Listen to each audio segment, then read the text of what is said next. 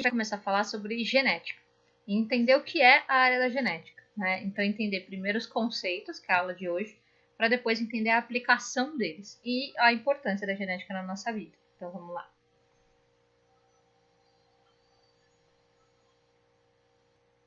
Bem, então, vamos falar sobre os conceitos genéticos e como a gente aplica tudo isso, né? O que a gente está vendo aqui é o pai da genética, que é o Mendel. A gente vai falar sobre ele mais para frente e os locais onde ele desenvolveu o estudo dele. Mas primeiro, a gente precisa entender quais são os conceitos para falar das leis de Mendel. Então, quais são as palavras-chave da nossa matéria, digamos assim? A primeira, obviamente, que é genética, que é a ciência que vai estudar a transmissão das informações de uma geração para outra. Então, a ideia de estudar a genética é entender como que as informações de um DNA passam para outro DNA de uma outra geração, tá? Como que a gente estuda isso? Utilizando, por exemplo, os genes, que são partes menores que formam o nosso DNA. Os genes são as peças que formam o nosso DNA. Os genes eles têm tamanhos diferentes e eles têm organizações diferentes nos seus códigos, mas todos os genes juntos formam o nosso DNA, beleza? E aí a gente precisa entender algumas outras palavrinhas mais específicas da matéria. Então, quando a gente fala de locus gênico, a gente está falando do local onde o cromossomo se localiza. Então, qual é a localização desse gene? Qual é o locus desse gene? Essa palavra ela vai aparecer muito para a gente entender como que um gene influencia no outro, já que os genes eles se conversam e eles não agem de forma independente quando a gente está falando da junção de todos eles, tá? E os genes que a gente chama de genes alelos são os genes que ocupam o mesmo locus gênicos em cromossomos homólogos. Traduzindo, genes alelos são os genes que ocupam a mesma posição em cromossomos que a gente chama de cromossomos irmãos. Cromossomos homólogos são cromossomos que formam um par, que são cromossomos que estão sempre unidos. Então, esses cromossomos eles estão sempre próximos, tá? Eles nem sempre são iguais, eles podem mudar de acordo com os processos de mutação, mas eles estão sempre localizados na mesma região, beleza? Outras palavrinhas que a gente vai usar. Quando a gente fala de um gene dominante, a gente está dizendo que ele se expressa mais. A gente não está dizendo que ele é o melhor, a gente não está dizendo que é a característica mais escura, por exemplo, de nada. Estamos dizendo que dentro de uma única população, um gene que se expressa mais ou em maior quantidade, a gente chama de dominante.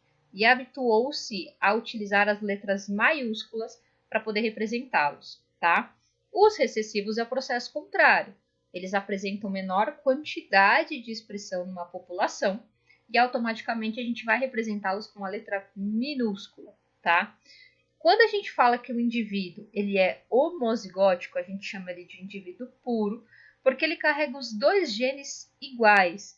Então, os dois genes que estão no mesmo locus, que são genes posicionados nos cromossomos homólogos, tá?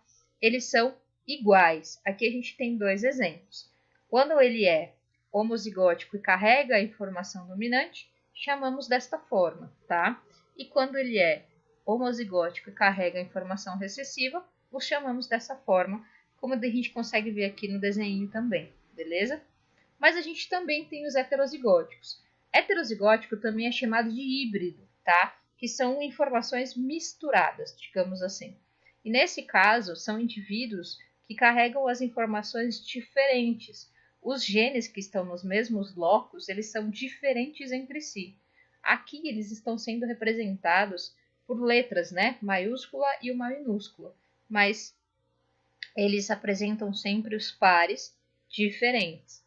Tem essa observação aqui do lado de que em heterozigose, ou seja, um indivíduo heterozigótico, o dominante normalmente impede a expressão do gene recessivo. Então, o gene recessivo ele só vai se expressar se houver dois dele, tá? Então, eu preciso de dois genes recessivos para conseguir expressar aquela informação, beleza? Bem, duas palavrinhas que a gente vai usar muito, que é fenótipo e genótipo. Por que muito? Porque dependendo do exercício que a gente estiver fazendo, ele vai pedir para você dar como resposta o genótipo ou dar como resposta o fenótipo. Depende. Se ele pediu genótipo, ele está pedindo as informações representadas pelas letras, porque é referente, aos genes daquele indivíduo.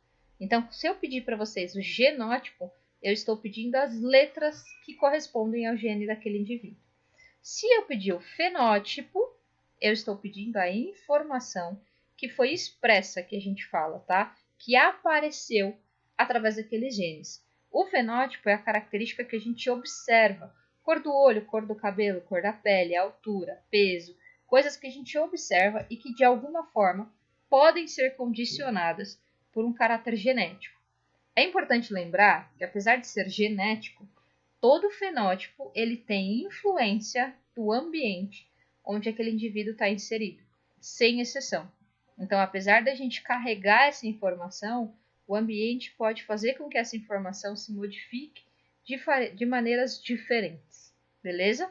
Bem, espero que tenha dado para entender os primeiros conceitos dessa matéria, para a gente entrar então na aplicação logo mais.